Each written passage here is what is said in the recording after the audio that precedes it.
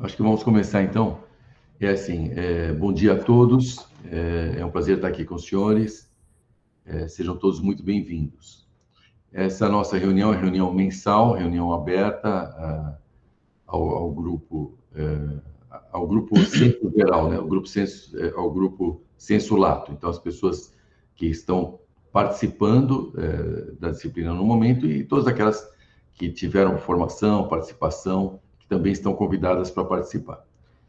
Hoje a apresentação é do Dr. Alessandro Mariani. Ele é médico assistente aqui da divisão de cirurgia torácica do INCOR e assistente doutor da mesma disciplina. O tema que o Alessandro vai comentar conosco é sobre afecções pleurais. Então, a ideia é que nós façamos, como habitualmente fazemos, a primeira metade da reunião vai ser entre aula, eventualmente alguma pergunta, alguma discussão, e a partir daí um caso sobre essa doença será discutido. Muito obrigado novamente a presença de todos e passo a palavra ao doutor Alessandro. Obrigado, professor, pela introdução. Vou compartilhar minha tela aqui para a gente começar rapidinho, porque o tema é extenso. Todo mundo vê a minha apresentação já? Sim, estamos vendo. Então tá joia. Primeiro, queria agradecer o convite para falar desse tema, que é uma das minhas áreas de interesse dentro da nossa especialidade, meus potenciais conflitos de interesse.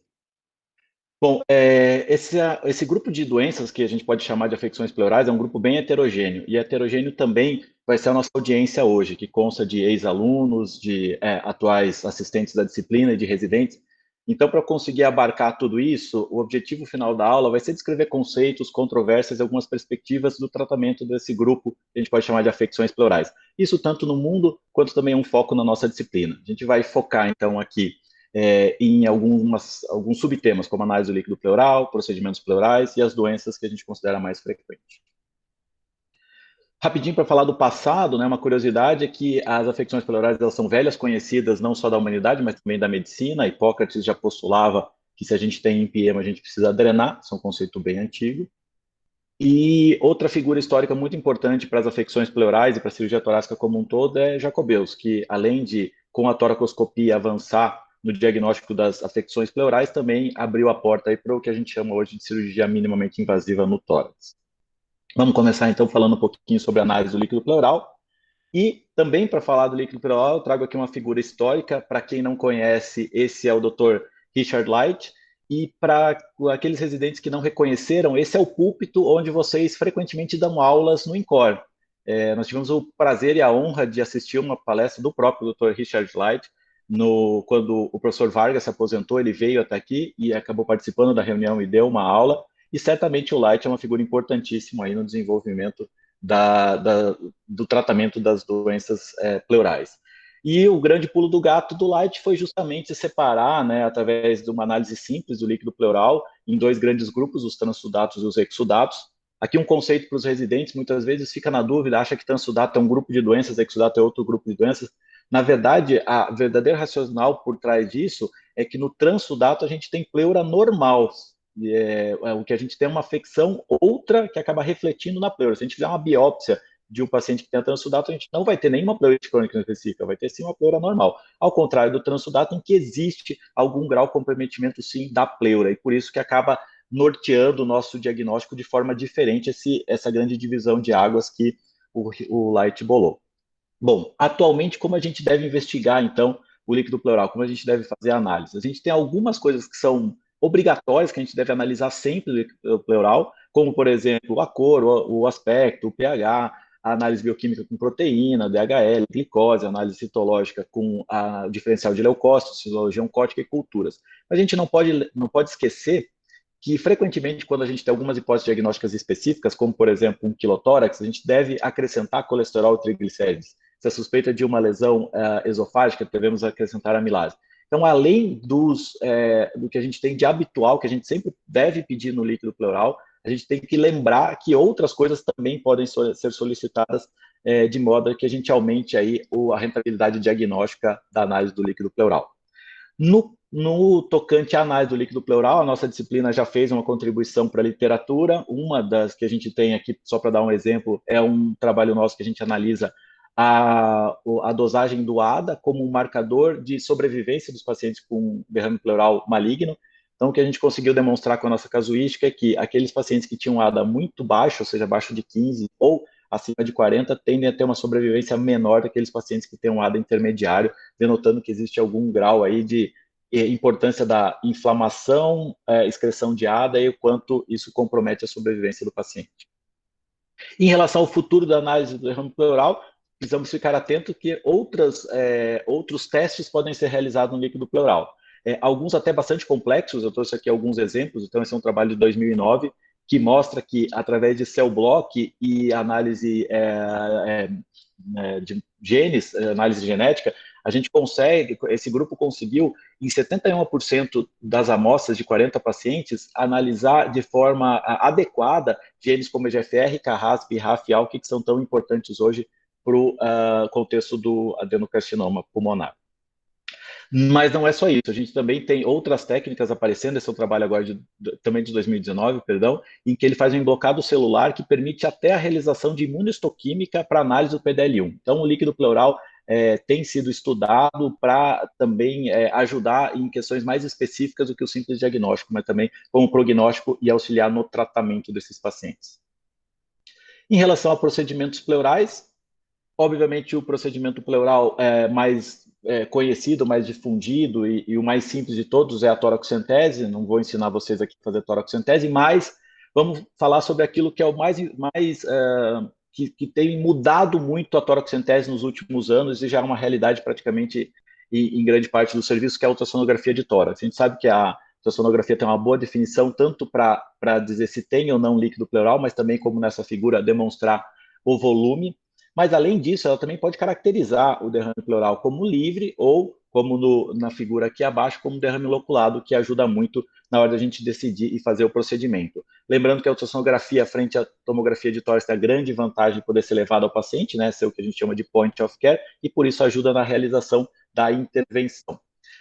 O que sustenta o uso da ultrassonografia pleural é justamente trabalhos como esse, são trabalhos, vejam, bem antigos, de 2013, que mostra que quando a gente faz o ultrassom logo antes da toracocentese, né, no momento da toracocentese, frequentemente a gente acaba mudando o sítio que a gente tinha escolhido para fazer a punção, fazendo com que a gente tenha uma punção mais efetiva, no sentido de conseguir retirar uma quantidade adequada de líquido, mas também mais segura para reduzir complicações. Isso já não é novidade, tanto que no guideline da BTS de 2010, se a gente dar uma olhada com bastante atenção, quando ele fala em punção pleural, ele já fala com auxílio ultrassonográfico. Então, a ultrassonografia para a toracocentese, ela não é um futuro, ela já é uma realidade. Em relação à toracocentese, a gente também colaborou com a literatura, que é a tese de doutorado do Pedro Nabuco, que foi orientado pelo Terra, e aqui o que a gente tentou fazer nessa análise no doutorado do Pedro foi ver se a mensuração da pressão pleural, né, ou seja, a elastância pleural, poderia ser correlacionada com alguma coisa que nos ajudasse no dia a dia, seja a eficiência da pleurodese, uma melhora clínica mais importante, a ocorrência de edema de reexpansão, e infelizmente, por um lado, felizmente por outro, porque não é tão fácil assim medir a pressão pleural, o Pedro que o diga, né, Pedro? É meio chatinho fazer todo o aparato aí para medir a pressão pleural, acabou não se correlacionando com nada. E esse é o motivo pelo qual a gente não faz na rotina do dia a dia a medida da pressão pleural. Essa foi a nossa contribuição nesse tocante. Em relação ao futuro dos procedimentos pleurais, acho que o ultrassom ele já é uma realidade, mas utilizar outros métodos junto com o ultrassom provavelmente é o futuro. Esse é um trabalho agora de 2020, em que esse grupo usa o Doppler para localizar a artéria intercostal, é uma coisa relativamente simples, mas que a maioria dos cirurgiões acaba não fazendo, e eles demonstraram que quando você usa o Doppler, você consegue achar a artéria intercostal, e isso muitas vezes, na verdade, na casuística deles, em 30% dos casos, acabou alterando o local de punção, ou seja, aumentou ainda mais a eventual segurança do procedimento nessa localização da artéria intercostal. Lógico que todo cirurgião torácico pensa, não, mas é só fazer rente à borda inferior do arco costal, da borda superior do arco costal, inferior do meu espaço, mas às vezes o paciente tem o intercosto muito fechadinho, então mesmo assim pode ficar próximo. Então essa técnica pode ser alguma coisa que a gente acabe utilizando aí no futuro. Em relação, então, à drenagem pleural, é clássica a drenagem com dreno tubular, e hoje também já faz parte da nossa realidade também a drenagem com os drenos de fino calibre, né? Aqui um exemplo do nosso querido Pigtail. Sempre ficou a discussão de que a gente precisa de um dreno mais calibroso ou menos calibroso para a eficiência da drenagem pleural. Um dos trabalhos mais citados na literatura é esse trabalho que foi um derivado do MIST-1, em que analisou a diferença dos drenos, sejam eles de 10 a 14 frente ou acima de 15, que aí eram os drenos, o equivalente aos nossos drenos tubulares, e esse trabalho mostrou que não houve mudança no resultado da drenagem, tanto a necessidade de reoperação ou mortalidade, denotando a eficiência da drenagem, não foi alterado com o dreno de mais grosso calibre ou mais fino. Por outro lado, a dor foi menor, tanto na inserção quanto na manutenção do dreno de menor calibre. Então, a justificativa aí pela menor dor é o que nos faz ter a preferência hoje, que é praticamente todos os autores da literatura advogam realmente o uso de drenos mais finos. Em relação à drenagem torácica, a gente também tem uma contribuição da literatura, que aqui também vem da tese de doutorado do Pedro, associado aí com a orientação do Terra, em que se analisou se a posição do dreno torácico após passado teria alguma influência na pleurodese. A gente pode ver que, ao contrário do que a gente imagina, que a gente sempre vai ter aquele dreno bem posicionadinho, frequentemente a gente tem posições bem alternadas, então ele pode ser posterolateral, anterior. Essas aqui são as porcentagens que foi encontrado no trabalho do Pedro, então 20% posterolateral, 25% pigtail acabou ficando anterior, 13% até fissural, e em muitos casos subpulmonar. Isso acabou não se correlacionando com a expansão pulmonar completa e também com a taxa de pleurodese. Então, a gente sabe que é não tão importante, tão crítica quanto a gente já imaginou no passado, a questão do posicionamento do dreno pleural. Em relação ao futuro, eu acho que o futuro a gente pode ajudar a construir algumas coisas a mais aí em relação ao conhecimento sobre essas técnicas. Aqui eu queria fazer um agradecimento ao Dr. Ezerval, nosso ex-preceptor, e também ao Dr. Fábio Minamoto, nosso atual preceptor, que há 2 anos mais ou menos me convenceram que era possível fazer uma ideia minha de muito tempo, mas que a gente não conseguia operacionalizar. Agradeço aqui a eles publicamente. Eu não sei porque o Ezerval tem essa foto de Rei Leão, o fato é que era o único sticker que eu tinha dele. O Fábio até sei por quê, porque ele tem o apelido de Fabeça lá na escola, mas enfim. E eu queria agradecer também os nossos residentes que têm preenchido. Então, o que todo mundo tem ajudado aí, que eu acho que a gente pode ter alguns frutos no futuro, que é o nosso banco de dados de procedimentos pleurais. Vejam que a gente tem 2 anos do banco de dados, a gente já tem mais de 1.500 procedimentos. Então, é um banco de dados bem robusto, em que os residentes preenchem logo após a realização da drenagem. Aqui eu trouxe só alguns exemplos do que a gente tem de resultados preliminares. Então, boa parte dos nossos procedimentos, nossas drenagens são feitos para derrames a esclarecer, outra boa parte para pneumotórax, e aí mais ou menos 15% fica já com derrame pleural neoplásico recidivado. A maior parte das nossas drenagens é realizadas em UTI, mas também a gente drena bastante em enfermaria e no pronto-socorro. O dreno utilizado, aqui a gente está consoante com a literatura, na maior parte das vezes é o pigtail e numa menor parte é o dreno tubular. Quem realiza a drenagem basicamente são os residentes, aí a gente tem os R3 realizando mais de 50% das drenagens, e ao contrário do que muita gente pode pensar, mesmo com o residente em treinamento, vejam aqui a tabela de intercorrências, a gente tem uma margem de segurança muito boa no procedimento. A gente teve 97% dos procedimentos sem intercorrência, pelo menos aguda, aí, pós a passagem do dreno, que é bem importante. Outra coisa que a gente está consoante na literatura é o uso cada vez mais frequente do ultrassom à beira-leito para guiar o procedimento. Bom, em relação ao derrame pleural neoplásico, é importante a gente ter em mente que o principal objetivo do tratamento do derrame pleural neoplásico é o controle dos sintomas, mais do que qualquer outra coisa. Isso porque dificilmente os derrames pleurais neoplásicos vão regredir com o tratamento do primário. Alguns poucos tumores, como por exemplo o linfoma, a gente pode esperar que isso aconteça. E aí a gente tem aqueles clássicos tratamentos, a tórax-centrais de repetição, a pleurodese com os diversos agentes e com as vias de aplicações e os catéteres de longa permanência. Bom, mas focando naquilo que a gente não pode esquecer, o mais importante é o tratamento dos sintomas. Por quê? Porque a gente sabe que a sobrevida desses pacientes é muito limitada, então qualidade de vida é uma coisa fundamental para eles. E, nesse sentido, o grupo também fez uma contribuição para a literatura, esse é um trabalho recente, de 2018, capitaneada aí pelo Terra, em que foi analisada a qualidade de vida dos pacientes pós-pleurodese, mostrando que sim, a pleurodese tem um importante papel na recuperação da qualidade de vida desses pacientes que já têm uma sobrevida tão restrita. Em relação à ao agente, perdão, o agente esclerosante e a via de aplicação desse agente esclerosante, a gente tem uma análise agora da Cochrane, uma meta-análise agora de 2020, super recente, que eu acho que resume bem o que a gente tem tudo na literatura. Eles analisaram, veja, o talco slurry versus aspersão por talco no vídeo, talco versus bleomicina, versus catéter de longa permanência, iodo, tetraciclina e até mesmo o nitrato de prata. Eles fizeram isso individualmente, cada uma das modalidades versus a outra. Então, essa aqui é uma tabela que compara o talco slurry com todos os outros, não precisam se ater nela, é só um exemplo. Aqui é uma tabela que compara a aspersão de talco com todos os outros, e o que é importante para resumir para vocês é que nessa meta-análise se achou que realmente a pleurodese através do talco slurry pelo dreno é o que se tem a melhor eficácia juntamente com a toracoscopia, a aspersão de talco, eles são muito parecidos em relação à eficiência que é considerada a resolução do derrame pleural. Por outro lado, o catéter de longa permanência, ele gera menos pleurodese espontânea, o que é meio óbvio. Por outro lado, ele também acaba controlando muito bem os sintomas do paciente. Então, se a gente pensar que os sintomas é o mais importante, a gente tem dois tratamentos aí bem similares, que é tanto o uso do talco para pleurodese via talco slurry ou aspersão de talco por vídeo e também o catéter de longa permanência.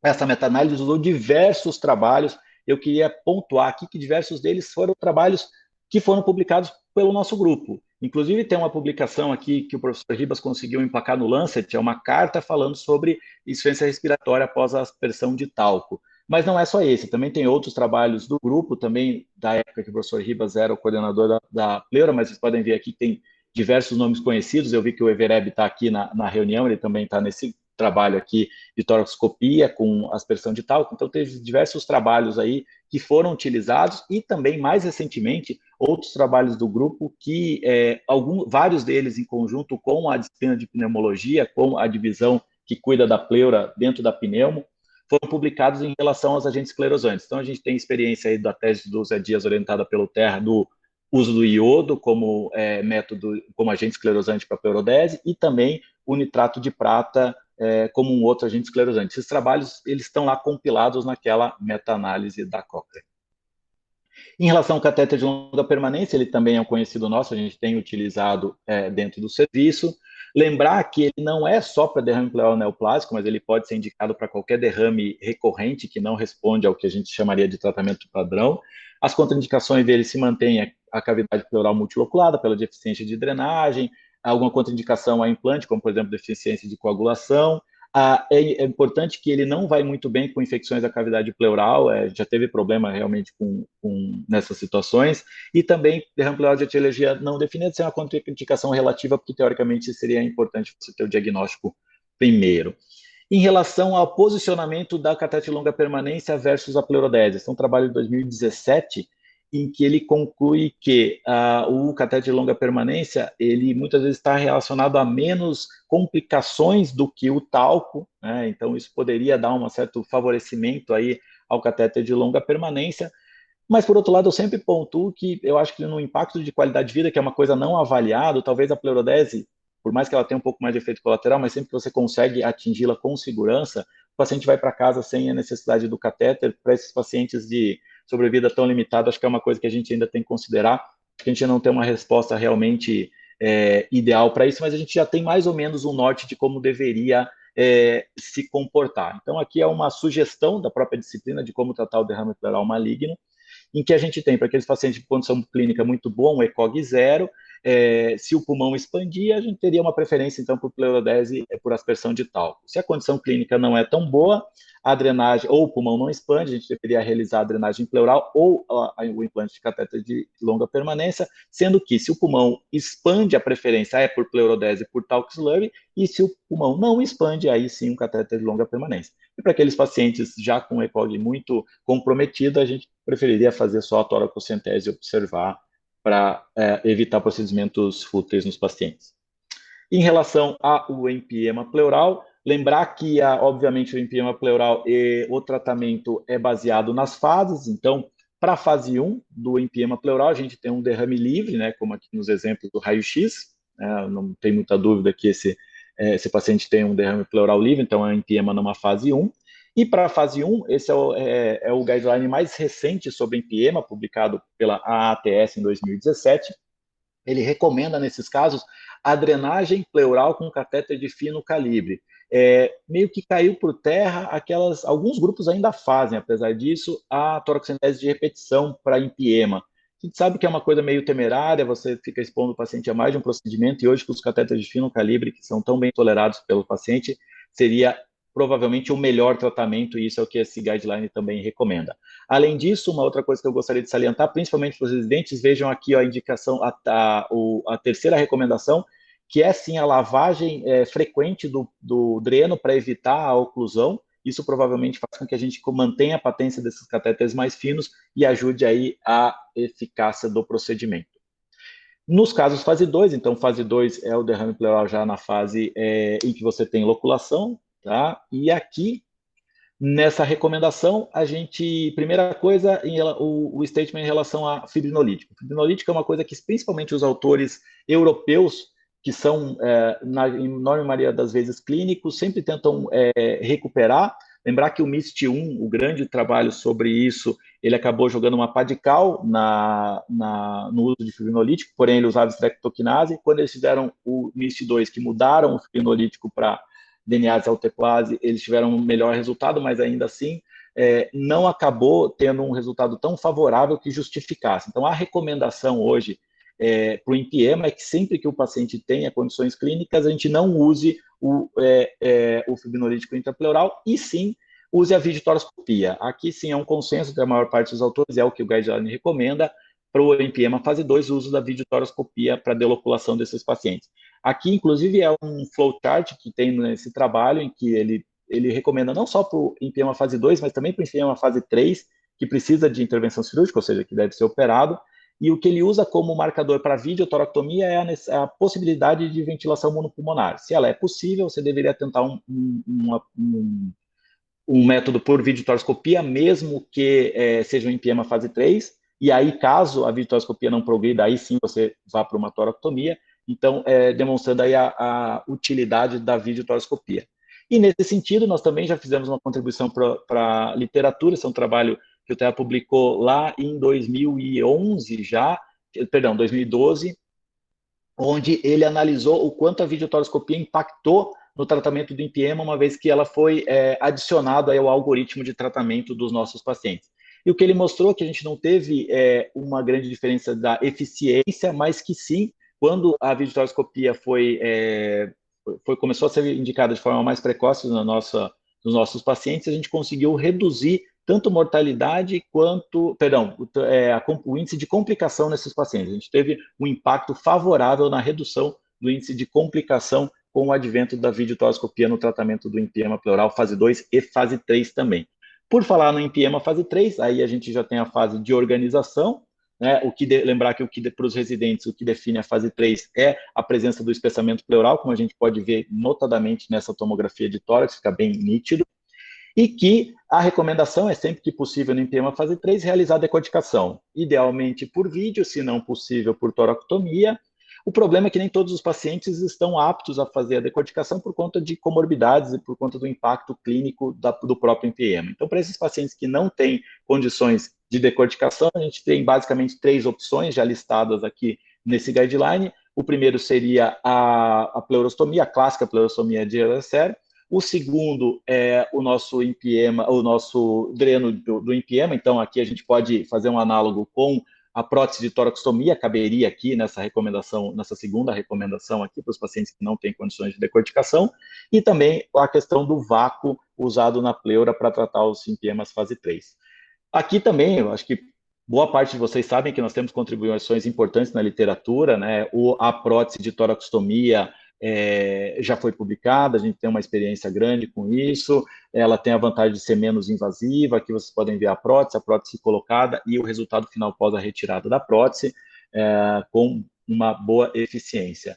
Outra contribuição nossa da literatura foi na exploração do uso do vácuo. A gente não usou o vácuo aqui numa toracostomia convencional, a gente seguiu a técnica descrita por Hoffman, que é a mini toracostomia. Então, a gente fez uma incisão de toracostomia sem a necessidade de ressecção do arco costal e passou, então, por dentro o curativo a vácuo, permitindo aí o tratamento desse empiema pleural. A gente não acredita que esse tratamento seja para todos os empiemas fase 3, e sim para aqueles que tenham cavidades não muito grandes, que seriam mais favoráveis, e também é importante não ter fístula aérea, senão o vácuo não consegue ser formado. Essa publicação, inclusive, foi do meu pós-doc. Em relação ao pneumotórax espontâneo primário, lembrar dos fatores de risco. Uma coisa que a gente esquece é que cigarro sim é relacionado na maior parte das séries como fator de risco aumentado.